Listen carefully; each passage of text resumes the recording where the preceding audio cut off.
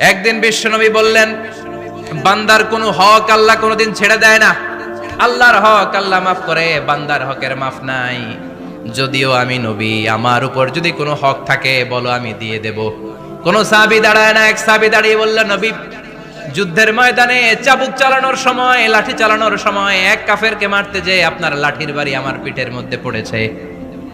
আপনি যেহেতু এই কিসাসটা আদায় করতে চান, আপনার পিঠে আমি লাঠির বাড়ি মেরে এটারে শোধবোধ করে দিতে চাই। সাইয়েদনা ওমরে ফারুক হাতের জামা এরকম পড়তে শুরু করছে, আয় এদিকে আয়, তোরে শোধবোধ করাই। বিশ্বনবী বললেন, ওমর রাখো, এটা বান্দার হক, মিটাতে দাও। বিশ্বনবী বললেন, আসো, তুমি এসে আমার পিঠে লাঠি দিয়ে চাবুক দিয়ে বাড়ি মারো।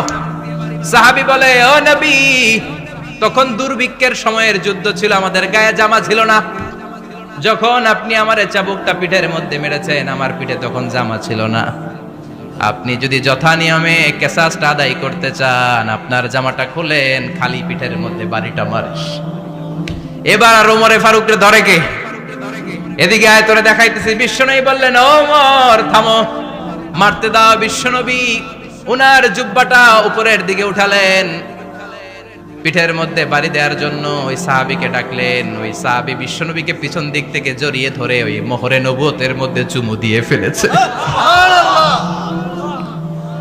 সাহাবী বললেন, নবী গো, এই নাটক করার জন্য আপনি আমারে মাফ করে দিয়েন। আপনি বিশ্বনবী, উদম গায়ে আপনারে দেখা যায় না, খালি গায়ে আপনারে দেখা যায় না। শুনেছি আপনার পিঠের মধ্যে মোহরে নবুয়ত আছে। অনেক দিনের সাধনা, জল্পনা কল্পনা, আপনার মোহরে নবুয়তে আমার ঠোঁটটা আমি লাগাবো। আপনার মোহরে নবুয়তের মধ্যে আমার ঠোঁটটা লাগিয়ে আমার ঠোঁটটারে আমি জাহান্নাম থেকে পরিত্রাণ করাবো। এজন্য প্ল্যান প্রোগ্রাম করে এতক্ষণ আপনার জামাটা খুলতে বলেছি। আপনার উপরে আমার কোনো হক নাই। আমার আব্বা মা, আমার সম্পদ, আমার জীবন আপনার জন্য কোরবান গো নবী। বিশ্বনবীর পিঠে বাম দিকে খাতামুন নবুওয়া ছিল, মাহরে নবুওয়া। কোন বর্ণনা এসেছে উনি এই মাহরে নবুওয়া দিয়ে পিছন দিকে দেখতেন। বিশ্বনবী যখন নামাজ পড়তেন উনি বলতেন, ইস্তাকিমু ওয়া'তাদিলু ইয়ারহামুকুমুল্লাহ, কাতার সোজা করো, ফাঁকা জায়গা বন্ধ করে দাও, কারণ আমি সামনে যেমনি দেখি পেছনেও তেমনি দেখি। অনেকে বলেন বিশ্বনবী পেছনে দেখতেন এই মাহরে নবুয়তের জায়গাটা দিয়ে। এটা ছিল বিশ্বনবীর behind CC camera, behind close circuit camera. আল্লাহু আকবার। বিশ্বনবী ছাড়া কোন নবীর পিঠে এরকম মাহরে নবুয়া ছিল নাকি? কথা বলেন। এজন্য ওই নবীরে গালি দিলে সহ্য হয়? কথা বলেন, সহ্য হয়? আবিয়াদুল ইবতাইন, বগল ছিল শুভ্র সাদা। আমাদের বগল কি সাদা? দুর্গন্ধ, কুৎসিত, কালো, তাই না? বিশ্বনবীরটা কালো? কথা কোন? শুভ্র সাদা। আমরা দোয়া করি এভাবে। বিশ্বনবী মাঝে মাঝে দোয়া করতে করতে বৃষ্টির জন্য যখন দোয়া চাইতেন, আরাফার ময়দানে যখন দোয়া চাইতেন, দোয়া করতে করতে হাতটারে উপরের দিকে করতেন। সবাই এরকম হাত তোলেন, সবাই হাত তোলেন। বিশ্বনবী মাঝে মাঝে আবেগের চোটে এইখান থেকে হাতটা এই জায়গায় নিয়ে যেতেন। সুবহানাল্লাহ। বিশ্বনবী যখন হাত আবেগের চোটে উপরের দিকে উঠাতেন, বিশ্বনবীর বগল দেখা যেত। সাহাবারা বলতেন, হাত্তা ইরা বায়াদু ইবতাইহি, এই সুযোগে আমরা দেখতাম ওনার বগলটা ধবধবে সাদা, কোনো দাগ ছিল না। মুস্তাওয়াল জাবিন, প্রশস্ত ললাট ছিল। আসাম্মুল আনফ, খাড়া নাক ছিল। বিশ্বনবীর নাক কিন্তু বোচা ছিল না। এরকম চ্যাপটা নাকরে আপনারা কোম্পানিগঞ্জে কি বলেন? সাকমা? কি নাক? হ্যাঁ, বুসা।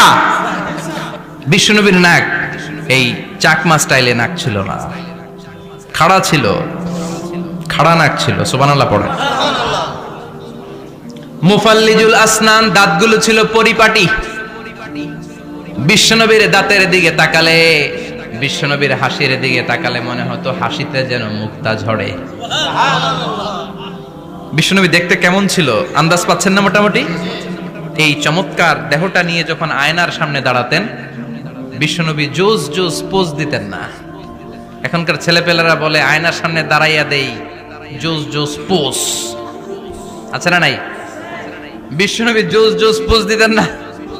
বিশ্বনবী আয়নার সামনে দাঁড়িয়ে বলতেন, আল্লাহুম্মা হাসানতা খালকি ফাহসিন খুলুকি ও আল্লাহ, আমার চেহারাটা যেমনি আপনি সুন্দর বানিয়েছেন, আমার হৃদয়টারেও সুন্দর করে দেন। What a attitude, what an attitude! কি অ্যাটিটিউড ছিল ওনার! আমরা আয়নার সামনে সেজে পড়ে দাঁড়ালে চুলকে সাইজ করি, পাং করি, স্টাইল করে, ডিজাইন করি। বিশ্বনবী সুন্দর চেহারাটা নিয়ে যখন আয়নার সামনে দাঁড়াতেন, বলতেন, আল্লাহ, আমার চেহারাটা যেমনি সাদা, হৃদয়টারেও সাদা করে দেন। কিছু মানুষ আছে চেহারা সাদা, হৃদয় কালো, আছে না নাই? কিছু মানুষ আছে চেহারাটা কুচকুচে কালো, অন্তরটা সাদা, এমন মানুষও আছে না নাই? বিশ্বনবীর ভেতরও সাদা, বাহিরও সাদা। সুবহানাল্লাহ। আর এই সুন্দর সাদা দেহ নিয়ে আয়নায় দাঁড়িয়ে পড়তেন, আল্লাহ, চেহারা যেমনি সুন্দর, চরিত্রটাও সুন্দর করে দেয়। এজন্য আয়নার সামনে দাঁড়িয়ে এই দোয়ার দরকার আছে না নাই? পড়তে রাজি আছেন? মনে থাকবে না মাহফিল শেষ ভুলে যাবেন? মনে থাকবে? আয়নার সামনে আপনি যখন দাঁড়াবেন, আপনার স্ত্রী যখন দাঁড়াবে, আপনার বাচ্চারা যখন দাঁড়াবে, বলে দিবেন, বাবা, আয়নার সামনে দাঁড়ানোর দোয়া পড়ো। কত অসাধারণ দোয়া! পড়েন আওয়াজ করে আমার সাথে, আল্লাহুম্মা হাসানতা খালকি ফাআহসিন খুলুকি, আল্লাহুম্মা হাসানতা খালকি ফাআহসিন খুলুকি। এর মানে, আল্লাহ, আমার চেহারাটা করেছো সুন্দর, আমার আচরণ, আমার চরিত্রটাও সুন্দর করে দাও। চিৎকার করে পড়েন আমিন। তাহলে বিশ্বনবীর ব্যাপারে তিনটা কথা আমরা শুনবো বলেছিলাম, প্রথমটা শুনে ফেলেছি। মানে উনি দেখতে কেমন ছিল, উনি দেখতে কেমন ছিল, এর মধ্যে আমাদের আমলের কিছু নাই, শুধু বর্ণনা করা আর শোনা আর বিশ্বনবীকে ভালোবাসা, ঠিক কিনা? কারণ উনার না খাড়া, আমার তো খাড়া নাও হইতে পারে। উনি সুন্দর, আমি তো শ্যামলা হইতে পারি, কারণ এটা আল্লাহর দেয়া পরীক্ষা, ঠিক কিনা? দ্বিতীয় পয়েন্ট থেকে আমাদের আমল শুরু। দ্বিতীয় পয়েন্ট ছিল বিশ্বনবীর আচরণগত বৈশিষ্ট্য। আমার নবীর বিহেভিয়ার কেমন ছিল, কন্ডাক্ট সিস্টেম কেমন ছিল, ম্যানার কেমন ছিল, মানুষের সাথে কমিউনিকেশনটা কেমন ছিল, ব্যবহারিক জীবনটা কেমন ছিল, এগুলো আমল করার দরকার আছে না নাই? কষ্ট হচ্ছে? কষ্ট হচ্ছে? মনোযোগ আছে তো? মনোযোগ আছে না গেছে? আমরা এবার শুনবো বিশ্বনবীর আচরণ কেমন ছিল।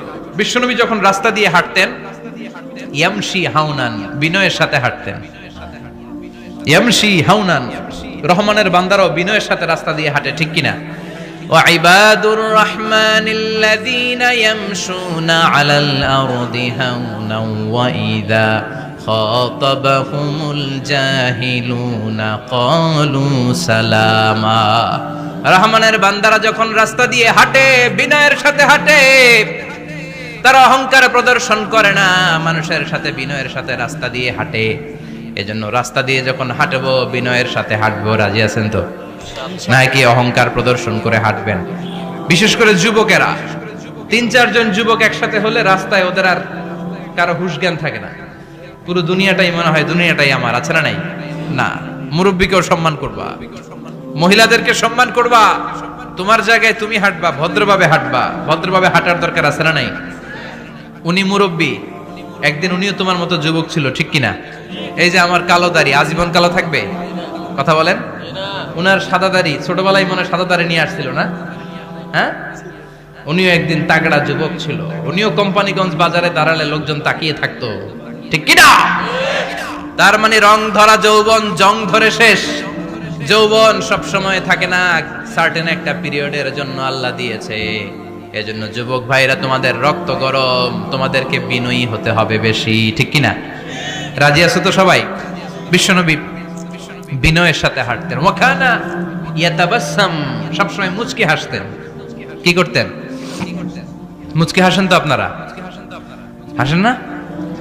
মুচকি হাসবেন, কারণ মুচকি হাসতে পয়সা লাগে না। লাগে? মুচকি হাসি দেন তো একটা।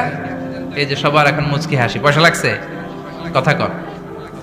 তাবাসসুমুকা ফি ওয়াজহি আখিকা সাদাকা, you would smile to your brother, it's a charity. তুমি তোমার ভাইয়ের দিকে তাকিয়ে যে মুচকি হাসবে, এত সদকা দেওয়ার সওয়াব হয়ে যাবে। বিশ্বনবী সব সময় মুচকি হাসতেন। হাসি 3 ধরনের, তাবাসসুম, দিহক, কাহকাহা। কাহকাহা মানে অট্ট হাসি, আলিফ লাইলার দত্তরা যেমন হাসি দেয়, ওই হাসি। এটা নামাজের মধ্যে কেউ দিলে নামাজও শেষ, ওযুও শেষ। আর দিহক, হালকা আওয়াজে হাসি, সামান্য দাঁত দেখা যায় মাঝে মাঝে। বিশ্বনবী মজা করে এরকম হাসি দিতেন। কিন্তু সব সময় বিশ্বনবীর ঠোঁটের মধ্যে মুচকি হাসি লেগেই থাকতো। তাহলে আমরা বিনয়ের সাথে হাঁটবো, নাম্বার 1। নাম্বার 2, সবসময় মুচকি হাসবো। রাজি আছেন? ঘরে যেই স্ত্রীকে একটা মুচকি হাসি দিবেন, আজকে রাতেই দিবেন, যেই একটা মুচকি হাসি। রাজি আছেন? হ্যাঁ, ভালোবাসা বাড়াই দিবে কে? কথা কয় না। ভালোবাসার কথা আসলে আওয়াজ কমে যায়। ভালোবাসার কথাও কোরআনে আছে না নাই? আল্লাহু আকবার। আল্লাহ দাম্পত্য জীবনের ভালোবাসা তুমি বাড়িয়ে দাও। ইদাল তাফাতা ইলতাফাতা জামিআন। এই দুই একজন ওঠা বসা করতেছে কেন? ওঠা বসা করা যাবে না, বসেন। আর অল্প কয়েক মিনিট কথা বলবো। এখানে তো অনেক বিশৃঙ্খলা, আমি তো বলতেছি না কিছু, অনেক বিশৃঙ্খল হয়ে গেছে মাহফিলটা। ওঠা বসা করা যাবে না, বসেন। 2-4 মিনিট কথা বলে আমরা একসাথে বিদায় নিব। কারণ এই মাহফিলগুলোর একটা সৌন্দর্য আছে, আপনি ওঠা বসা করলে সৌন্দর্যটা নষ্ট হয়। আপনি কি মনে করছেন শুধু এই মিডিয়া কর্মীরাই ভিডিও করে, ফেরেশতাদের ভিডিও নাই? ওয়া কুল্লা শাইইন আহসাইনাহু ফি ইমামিম মুবিন। ফেরেশতাদের ভিডিও ক্যামেরার নাম ইমামুম মুবিন। সুবহানাল্লাহ পড়েন। এই ইমামুম মুবিন নামক ক্যামকর্ডার, এটা দিয়ে তারা রেকর্ড করে নিয়ে যায়। এজন্য ওঠা বসা করলে এটা সুন্দর লাগবে। কথা বলেন। আর উঠবেন কেউ? আর কয়েক মিনিট কথা বলবো, আমরা কেউ উঠবো না ইনশাআল্লাহ। পড়েন। ইদাল তাফাতা ইলতাফাতা জামিআন। বিশ্বনবীর যদি ডানে বায়ে কোথাও তাকানোর দরকার হতো, উনি আর চোখে তাকাতেন না। অনেকে এইভাবে বসে আছে, ডানে এমনে তাকায়, এমনে আছে না নাই? এইভাবে এমনে তাকায়, আছে না নাই? এভাবে তাকানো যাবে না। বিশ্বনবী ডানে তাকানোর দরকার হলে ইলতাফাতা জামিআন, অ্যাবাউট টার্ন, ঘুরে যেতেন, ঘুরে এইভাবে তাকাতেন। আবার বায়ে তাকানোর দরকার হলে বুকটা নিয়ে, শরীরটা নিয়ে ঘুরে যেতেন, এইভাবে তাকাতেন। সুবহানাল্লাহ পড়বেন না? আর চোখে তাকানো কি ভালো স্বভাব? বিশ্বনবী ইদাল তাফাতা ইলতাফাতা জামিআন, যেদিকে তাকাবেন ওদিকে ফুল্লি মনোনিবেশ করতেন, তারপরে তাকাতেন। সুবহানাল্লাহ পড়েন। ওয়া কানা মুস্তাহিয়ান, লাজুক ছিলেন, বেশ লাজুক। এখন সমাজে লাজুকতা নাই, লাজ শরম আমরা হারাতে বসেছি, ঠিক কি না? বিশ্বনবী আসাদ্দু হায়াআন মিনাল আযরা ফি খিদরিহা। যেই মেয়েদের বিয়ে হয় নাই, এমন ভার্জিন নারী, কুমারী নারী যারা পর্দার ভেতরে অনেক লাজুক হয়ে বসে থাকে, বিশ্বনবী পর্দার আড়ালে ওই কুমারী নারীদের চাইতেও বেশি লাজুক ছিলেন। এত লাজুক ছিলেন, এত লাজুক ছিলেন, লজ্জা পেলে চেহারাটা বিশ্বনবী লাল হয়ে যেত। ছোট্টবেলায় হালিমাতুস সাদিয়ার বাড়িতে যখন দুধ খেতে গিয়েছিলেন, বিশ্বনবীর দুধ মা হালিমাতুস সাদিয়া বলে, এই কুরাইশি মুহাম্মদ ছেলেটাকে কখনো কাঁদতে দেখি নাই। ক্ষুধা লাগলেও কাঁদে না, ব্যথা পেলেও কাঁদে না, শুধু লজ্জাস্থানের জায়গা থেকে কাপড়টা একটু সরে গেলে ছোট্ট মুহাম্মদ চিৎকার দিয়ে ওঠে। কি বুঝে সে? ক্ষুধা লাগলেও কাঁদতো না, ব্যথা পেলেও কাঁদতো না, লজ্জাস্থানের জায়গা থেকে কাপড় সরে গেলে বিশ্বনবী চিৎকার দিয়ে উঠতেন। সুবহানাল্লাহ পড়েন। এজন্য লজ্জা শরমের দরকার আছে না নাই? ইযা লাম তাস্তাহি ফাসনা মা শিতা। যদি লজ্জা শরম না থাকে, যা মন চাই তাই করতে পারো। এটা আমাদের বাংলাদেশে ব্যাপক। লাজ শরম কিচ্ছু নাই, যে যেটার যোগ্য না সে সেইটা করতে যায়, ঠিক কি না? এই যে হিরো আলমের মনোনয়ন নিয়ে টানাটানি, কোনো লজ্জা শরম আছে? আমার যোগ্যতা থাকতে হবে না? আমাকে রাজনীতি জানতে হবে না? আমাকে যদি আজকে বলে মিজানুর রহমান আজহারি আপনি অনেক কোয়ালিফাইড লোক, আপনি কালকেই দেশের প্রধানমন্ত্রী, আমি ওই জায়গায় বেহুশ। কারণ আমার নাই কোনো রাজনৈতিক জ্ঞান, নাই কোনো ডিপ্লোম্যাটিক জ্ঞান, নাই কোনো কূটনৈতিক জ্ঞান, এই কাজ আমার নয়। এজন্য লাজুকতার বড় দরকার। যেখানে যার বসা দরকার সে সেখানে যাবে। কিয়ামতের আগে যেই লোক যেই চেয়ারে বসার দরকার ওই লোক ওই চেয়ারে বসবে না। এটা হলো কিয়ামতের আলামত। জোরে কোন ঠিক কিনা? সভাপতি হওয়ার যোগ্যতা নাই, সভাপতি হয়, আছে না নাই?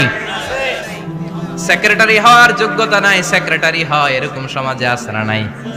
নেতা হওয়ার যোগ্যতা নাই, নেতা হয়, আছে না নাই? সবগুলো কিয়ামতের আলামত। আমার বিশ্বনবী এমন লাজুক ছিলেন, বিশ্বনবীর মতো এমন লাজুক নবী আর কেউ ছিল নাকি? কথা বলেন। ওয়া কানা আসহাবুল মাইমানা, বিশ্বনবী ডানপন্থী ছিলেন। কি পন্থী? কি পন্থী? মুষ্টিবদ্ধ ডান হাতটাকে এরকম উপরের দিকে করেন আর চিৎকার করে বলেন, বিশ্বনবী কোন পন্থী ছিল?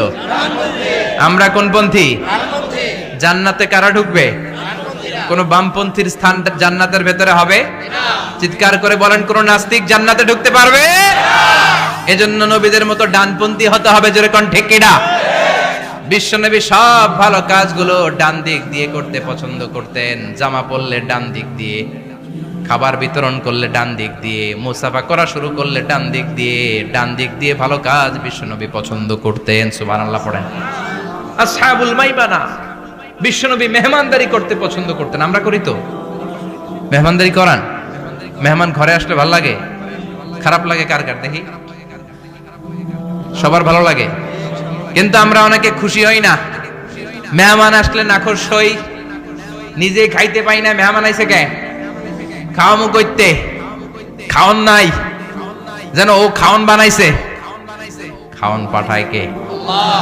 রিজিক দেয় কে? গোটা বিশ্বের সবাই মিলে আমরা একটা চাল বানাতে পারবো নাকি? ও মিয়া চাইনিজ চাউল না, চাইনিজ ডিম না, ওগুলা সবাই পারে, ঠিক কিনা? আল্লাহর বানানো ন্যাচারাল চাল, গাছের মধ্যে হওয়া যেই চাল, ধান আল্লাহ তৈরি করেছে, এরকম ধান, এরকম একটা পেয়ারা, এরকম ছোট্ট একটা কমলার টুকরা গোটা বিশ্বের সবাই মিলে বানাতে পারে নাকি? এজন্য রিজিকের মালিক কে? মেহমান আপনার রিজিকে ভাগ বসাতে আসে না, সে তো তার রিজিক নিয়ে আসে, সে আরো এসে আপনার রিজিকে বরকত ঢুকিয়ে দিয়ে যায়। চিল্লা এখন ঠিক কিনা? কারণ আমরা বরকতে বিশ্বাসী। বরকত বিশ্বাস করেন? 5 লাখ টাকা মাসে কামায়, ডাইন হাতে বা হাতে, আছে না নাই? হালাল হারাম ইচ্ছা মতো কামায়, মাস শেষে কিচ্ছু থাকে না, এরকম ডাকাইত আছে না নাই? হসপিটালের একটা বিল পরিশোধ করতে 3 লাখ চলে যায়, ঋণের বোঝায় জর্জরিত, রাতে ঘুম নাই, তার মানে বরকত নাই। আরেকজনের বেতন 20,000, কয় হাজার? বাড়ি ভাড়া 6,000, বাজার খরচ 6,000, ছেলে মেয়ের স্কুলের বেতন 6,000, বেড়ায় দান করে আরো 1,000, আরো থাকে। সুবহানাল্লাহ পড়েন। দিস ইজ কল্ড বারাকা। 20,000 এর বেতনের ভিতরে বারাকা ছিল, 5 লক্ষ ইনকাম, 1 টাকাও নাই, ঠিক কি না? এজন্য কোটি টাকার মালিক দেখলে মনে করবেন না অনেক সুখ। এই দুনিয়ার জীবনটা ধোঁকা, মোহাচ্ছন্ন হয়ে আছি আমরা। এটা ধোঁকা, এটা মরিচিকা, এটা চাকচিক্যময় একটা জায়গা। মৃত্যুর পর মনে হবে একটা দুঃস্বপ্ন ঘটেছিল আমার, বিশাল এক জগৎ পড়ে আছে সামনে। দুনিয়াটাই ধোঁকা, দুনিয়াটাই মোহের জায়গা, আমরা সবাই মোহাচ্ছন্ন হয়ে আছি। দুনিয়ার উদাহরণ হলো 3টা লাশ আর 4টা স্বর্ণের টুকরার সমান। 3 জন যুবক কাজের জন্য বেরিয়েছে, পথিমধ্যে 4টা স্বর্ণের টুকরা পেয়েছে। যুবক কয়টা? স্বর্ণ পাইছে কয়টা? মহা খুশি, খুশিতে বাকবাকুম, 4টা স্বর্ণের বড় বড় টুকরা পেয়েছে। আমরা আজীবন খেলে বসে খেয়ে যেতে পারবো, কিচ্ছু লাগবে না আমাদের। 3 বন্ধু বলে ভাগ করি, আরেকজন বলে ক্ষুধা লাগছে। একজন যা বাজার থেকে রুটি কিনে নিয়ে আয়, খাওয়ার পরে ভাগ করবো। একজন রুটি কিনতে গেল, শয়তান 2টারে বুঝায়, ওইটারে মারতে পারলে ভাগ বটোয়ারা সহজ হবে। তোরা 2 জন স্বর্ণ 4টা, তুই নিবি 2টা, ও নিবে 2টা। হিসাব সহজ না? 2 বন্ধু প্ল্যান করছে, ওইটারে মাইরা তুই 2টা, আমি 2টা। যেটা রুটি আনতে গেছে প্ল্যান করেছে, রুটির মধ্যে বিষ মিশায় নেই। কি মিশাবো? বিষ। তাহলে বিষ খাওয়া রুটি খেয়ে ওই 2টা সে সব পাবে, আমি পাবো। ভাগাভাগির কিছু নাই, সব যাবে আমার কাছে। 4টা স্বর্ণের টুকরার মালিক আমি। রুটির মধ্যে বিষ মেখে নিয়ে এসেছে, ওই 2 বন্ধু প্ল্যান অনুযায়ী ওইটারে ধরে মেরে ফেলছে। এবার মহা খুশি। এক বন্ধু কয়, এবার তো ভাগ বটর আর কিছু নাই, তুই 2টা, আমি 2টা, আগে খাইয়া লই। আগে খাওয়ার পরে এই 2টাও নাই। 3টা লাশ, 4টা স্বর্ণের টুকরা, এটাই তো দুনিয়ার জীবন, ঠিক কিনা? আসল জীবন কবর থেকে শুরু হবে, কোন ঠিক কিনা? একদিন মাটির ভেতরে হবে ঘরে মন আমার, কেন বাঁধো দালান ঘরে মন আমার, কেন বাঁধো দালান ঘর, ঠিক কিনা? দুনিয়ার জীবন আসল জীবন না, এটা মরিচিকা, এটা ধোঁকা, এটা মোহ, এটা শয়তানের চাকচিক্য। আসল জীবন কবরের জীবন। আসল জীবন সামনে পড়ে আছে, জন্য বরকতে বিশ্বাস করি আমরা, ঠিক কিনা? ল্যান্ড ক্রুজার দাপিয়ে বেড়ায়, বড় বড় টাওয়ারের মালিক, অনেক সম্পদের মালিক।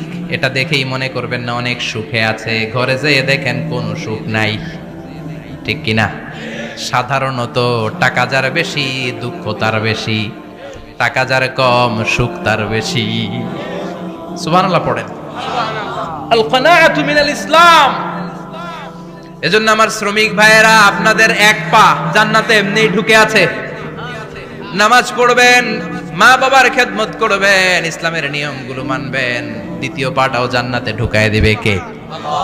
আর যারা কোটি কোটি টাকার পাহাড় বানিয়েছে, ওদের হিসাবের ফিরিস্তি অনেক বড়।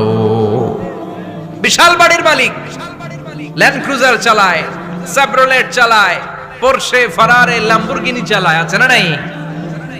ঘরে সুখ নাই, রাতে ঘুম নাই, টেনশন আর টেনশন, 4টা ট্যাবলেট খেয়ে আধা ঘন্টা ঘুমাতে পারে না, এরকম ধনী আছে না নাই? সব ধনীরা আবার এক পাল্লায় মাইপেন না। হালাল পন্থায় মাথার ঘাম পায়ে ফেলে যেই ধনী ব্যবসায়ীরা বড় লোক হয়েছে, ওদের ঘরে ঠিকই শান্তি আছে। তার মানে টাকা যার বেশি, ওষুধ তার বেশি, কিচ্ছু খেতে পারে না। দেখবেন ধনীদের খাবারের ডায়েটে থাকে ভেজিটেবলস আইটেম, ঠিক কিনা? এমনি হজম হয় না, আবার ডাক্তারের কাছে গেলে বলে কিচ্ছু খাবেন না, খালি ঘাস খাবেন। কি খাবেন? মানে ভেজিটেবল খাবেন, সবজি খাবেন তো সুস্থ থাকবেন, আছে না নাই? ঘুম নাই, শান্তি নাই। এই যে কোম্পানিগঞ্জ বাজারের যারা কুলি মজুর শ্রমিক, এদের ঘুমে ঝামেলা আছে? কথা বলেন। ধনী পয়সাওয়ালা কোটিপতি, সে ঘুমের ট্যাবলেট খায়, ঘুমের জন্য যে ট্যাবলেট লাগে রিকশাওয়ালা ওইটাই জানে না, ঠিক কিনা? 1000 কোটি টাকার মালিক হলে বাড়ি কিনা যায়, গাড়ি কিনা যায়, সুখ কিনা যায় না। কোম্পানিগঞ্জ বাজারে সুখ বিক্রি হয় এমন দোকান আছে নাকি? কথা কন, একটাও নাই। কি করলেন আপনারা? সুখের দোকান দিতে পারলেন না? কি আজীব তামাশা! টাকা দিয়ে সুখ কিনা যায় না, গাড়ি কিনা যায়, বাড়ি কিনা যায়, কিন্তু সুখ নো ওয়ে, কেনা যায় না। টাকা হলে জাজিম কিনা যায়, বালিশ কিনা যায়, ঘুম কিনা যায় না। ঘুম কিনা যায়? ফার্মেসিতে ডাক্তারের কাছে যে যদি বলেন 2000 টাকার ঘুম দেন, দিবে? ডাক্তার কি বলবে? ধুরু মিয়া, আমারই ঘুম আসে না, তোমারে আমি ঘুম বিক্রি করব। আচ্ছা না নাই? শ্রমিক ভাই, রিকশাওয়ালাদের ঘুমের ঝামেলা নাই, যেখানে রাই তো এখানেই, যেখানে রাই তো এখানেই কাই। ওর মাথা লাগতে দেরি বিছানায়, নাক ডাকতে দেরি হয়, ওর নাকের ডাকের আওয়াজে ট্রাকের ইঞ্জিনও ফেল, ঠিক কিনা? এজন্য আমরা বরকতে বিশ্বাসী। অল্প খাবো, অল্প পড়বো, অল্প জমাবো, অল্পের ভেতর বরকত দিয়েছে কে? এজন্য মেহমান আসলে বিশ্বনবী খুশি হতেন, আমরাও মেহমান আসলে খুশি হব। রাজি আছি না নাই? সবাই রাজি? মেহমানদারি করাবেন তো? এরপরে বিশ্বনবী ইনসাফ করতেন। কি করতেন? ইনসাফ করতেন। বিচার করার সময় বিশ্বনবী ইনসাফ করতেন। গোটা বিশ্বকে ইনসাফ শিখিয়েছেন বিশ্বনবী। আমাদের দেশেও তো ইনসাফ হয় না? হাইকোর্টে, সুপ্রিম কোর্টে, গ্রাম্য সালিশে আছে, আছে। আহকামুল হাকিমিনের দরবারে সবগুলো বিচার আবার বসবে। চিল্লায় বলেন ঠিক কিনা? অমিয়া দুনিয়াতে বিচারপতি বিচারের রায় দেয়, ওই বিচারপতিরও বিচার আছে না নাই? সবচেয়ে বড় বিচারপতির নাম কি? বিশ্বনবী ইনসাফ করে গোটা বিশ্বকে দেখিয়ে গেলেন কেমন করে বিচার করতে হয়। বিশ্বনবীর কাছে কখনো বিচার আসলে বিশ্বনবী দুই পক্ষের কথা শুনে রায় দিতেন। পড়েন সুবহানাল্লাহ। সব সময় দুই পক্ষের কথা শুনে রায়। এখন কি দুই পক্ষকে সমান প্রিভিলেজ দেয়া হয়? কথা বলেন। কারণ কোরআন দিয়ে বিচার হয় না। কোরআন দিয়ে বিচার হোক আমরা চাই কি চাই না? আমার সংসদ ভবনের ভেতরে কোরআনের আইন দিয়ে সংসদ ভবন কায়েম হোক আমরা চাই কি চাই না? সেনাবাহিনীর ভেতরে দরবার হলগুলোতে যখন আলোচনা বসে কোরআন মাঝখানে থাকবে, চিল্লায় বলেন ঠিক কিনা? দেশের সবগুলো ক্যান্টনমেন্টের ভেতরে কোরআন থাকার দরকার আছে না নাই? সবগুলো আদালতের ভেতরে কোরআন থাকার দরকার আছে না নাই? কোরআনের আইন অনুযায়ী আমার দেশের সব নিয়ম কানুন চলবে আমরা চাই কি চাই না? এই কোরআনের আইনের বিরুদ্ধে যদি কোনো আইন পাশ করা হয়, আমরা ওই আইনের বিরুদ্ধে চিৎকার করে বলেন ঠিক কিনা? আমরা এই কোরআনের জন্য সব বাজি রাখতে রাজি আছি। আমরা জীবন বাজি রাখতে রাজি আছি। আমরা দেহের তাজা রক্ত বিলিয়ে দিতে রাজি আছি। জোরে বলেন ঠিক কিনা? কোরআনের জন্য কে কে ময়দানে থাকতে রাজি আছেন? হাত উঁচু করে আল্লাহর দেখা।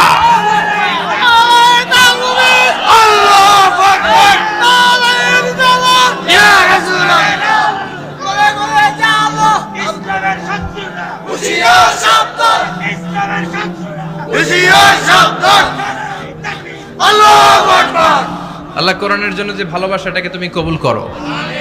আমরা যেন দেখে যেতে পারি যে এই দেশে কালেমার পতাকা পতপত করে উড়েছে। আমরা যারা ইসলামের পক্ষে, এটাই আমাদের অপরাধ। আমরা ইসলামকে একটা বিজয়ী শক্তি হিসেবে দেখতে চাই। আমরা ইসলামকে পার্লামেন্টের ভেতরে দেখতে চাই। আমরা কালিমার পতাকা পতপত করে উঠছে এটা দেখে যেতে মরতে চাই। চিল্লায় বলেন ঠিক কিনা? বিশ্বনবী ইনসাফ শিখালেন। বিচার আসলে দুই পক্ষের কথা শুনতেন। বিশ্বনবীর স্ত্রী সাউদা এসে বলে, নবী, আমি আপনার কুমারী বউ আয়েশার ঘরে তরকারি নিয়ে গিয়েছিলাম, ঝোল নিয়ে গিয়েছিলাম, কোন বর্ণনায় পায়েস নিয়ে গিয়েছিলাম। তরকারি দেওয়ার পরে আপনার স্ত্রী রেগে বলে, তরকারি দিলা কেন? আমি কি তরকারি রাঁধতে পারি না? আনলা কেন?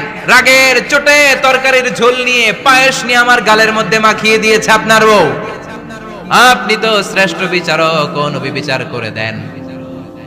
দুই বউয়ের মধ্যে ঝগড়া আছে না নাই?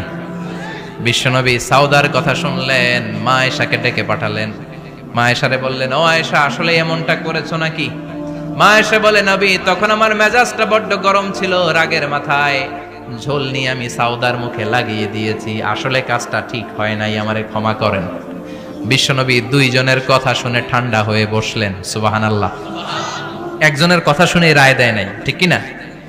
দুইজনের কথা শুনে বিশ্বনবী বললেন, আমার আদালতের রায় হচ্ছে কিসাস, টিট ফর ট্যাট। যেমন করেছো তেমন, ঘুষি মারলে ঘুষি, গুতা মারলে গুতা, ঠেলা মারলে ঠেলা। আচ্ছা না নাই? সাউদাকে যেমনি তুমি পায়েস মাখিয়ে দিয়েছ, সাউদাও পায়েসের বাটি থেকে কিছু পায়েস নিয়ে আয়েশার গালে মাখো। সুবহানাল্লাহ পড়েন। সাউদাও বিশ্বনবীর রায় অনুযায়ী বাটি থেকে পায়েসের ঝোল নিয়ে মা আয়েশার গালের মধ্যে মেখে দিলেন। মা আয়েশা কি আর করবেন, হেসে দিলেন। সাইয়েদাতুনা সাউদাও হাসলেন, বিশ্বনবীও হাসলেন। আরশের উপর থেকে খুশি হয়ে গেল কে? আল্লাহ।